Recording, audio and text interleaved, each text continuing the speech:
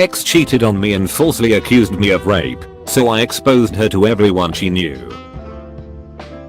In late May 2016, I asked my crush Kate of 3 years out on a coffee date. 3 dates later, we made things official. For the next 7 months, our relationship felt too good to be true. We clicked on so many interests, so we hardly ever disagreed on anything. We were very open with each other, which led to an incredible ex-life. We both had good jobs, so we had money to spoil one another, and our families were both enthusiastic about our relationship. In January 2017, I was accepted into my country's Armed Forces Reserve program as a combat engineer. I underwent basic training from February to late April, and was up until then the hardest thing I had ever done. There were several times I thought I wouldn't graduate, and the only thing that kept me going was Kate's words of encouragement over texts and calls. She was there when I received my BTC certificate, and never let me forget how proud she was of me. As part of my job in the reserves, I would have to go away in the summer for advanced training, between early June to late August.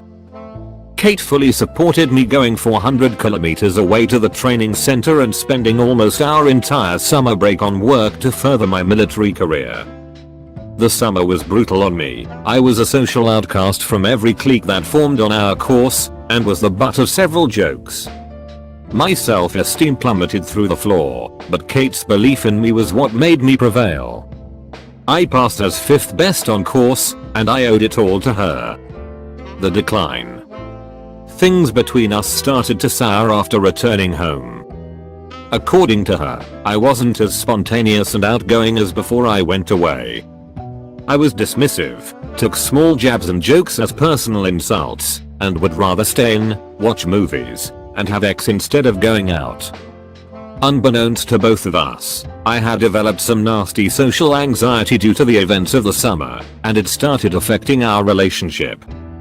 Nearing our 2-year anniversary in 2018, we got into a heated argument over a small misunderstanding, and subsequently broke up.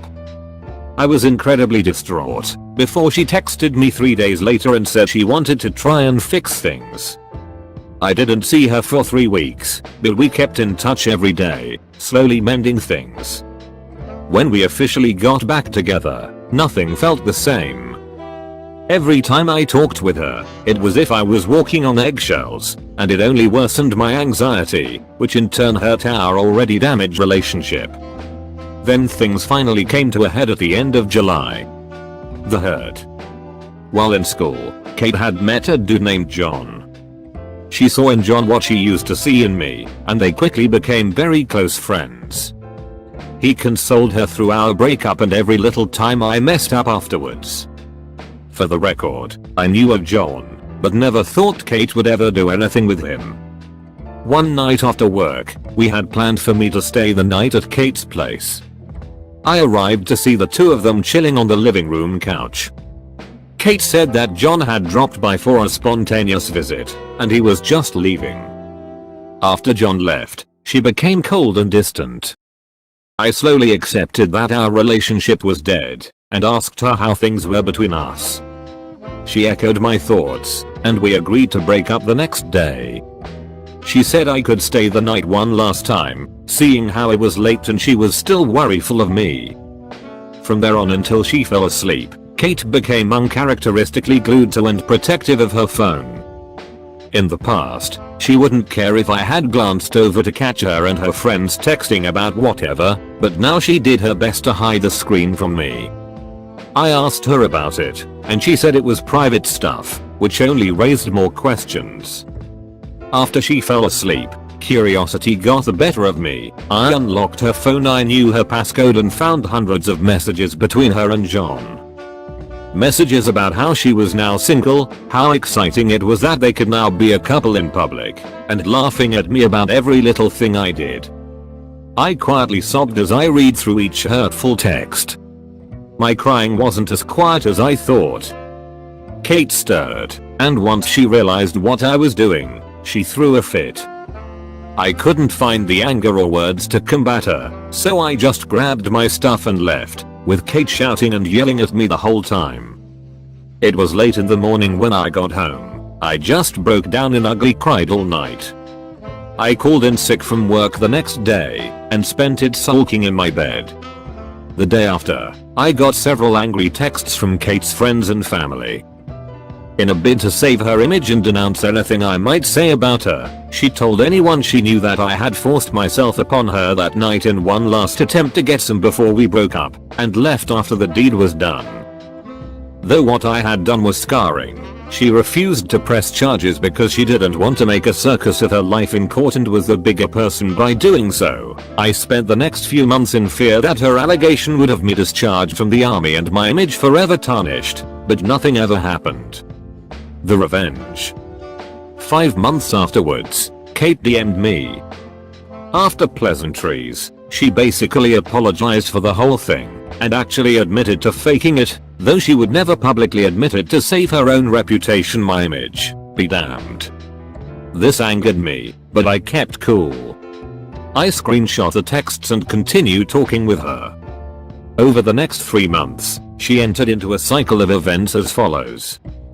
Complain about a current life situation, usually about John screwing up in their relationship in one way or another, and asking for advice.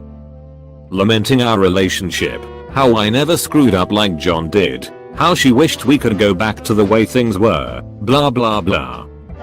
Ignoring me because John finally pulled his head out of his ass, did some huge romantic gesture, and saved their relationship. Going on a smear campaign on social media about our relationship, employing her friends for help, knowing in full that I would see it all, and trying to bait me into an argument. It would work. She would try to turn the argument around and paint me as the bad guy, and then block me for about a month, before repeating the cycle. This happened 3 times like clockwork, and always left me burned out and broken, but a part of me wanted it to happen.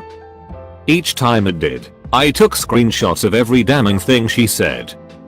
I had a full SD card of everything I compiled before I finally decided it was time.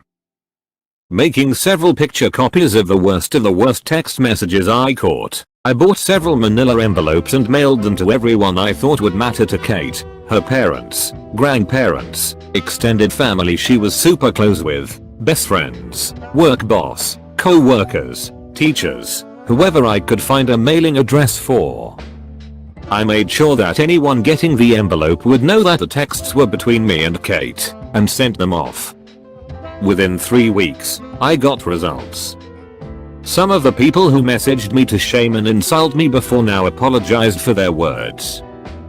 My favorite was from her own parents, who went on to say that they were deeply sorry about their daughter's behavior, how they raised her to be better than how she acted, and to please not pursue any legal actions. The thought had crossed my mind, but I didn't have the money nor the mental fortitude to fight a legal battle. I told them I'd think about it, and that they'd be the first to know besides Kate if I did. Kate sent me some texts as well, with things like how could you betray my trust like that, or you ruined my life you bastard. I didn't reply, I just read every angry text that flew in with a satisfied grin and then blocked her when they stopped. I never fully found out how badly her life was affected by my revenge, but I do know that she dropped out of school and no longer has a job.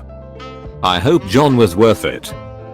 TLDR, girlfriend cheated on me and falsely accused me of rape to cover it up.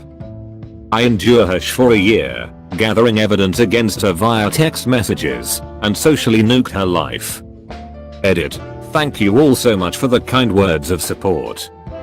A lot of people have been worrying about my mental state, so I thought I'd relieve those worries. I've been seeing a therapist for 3 months now, and have made significant progress. I can't begin to explain how much I owe her for helping me regain some semblance of normalcy in my life. Thank you for watching. Don't forget to like, subscribe and leave a comment.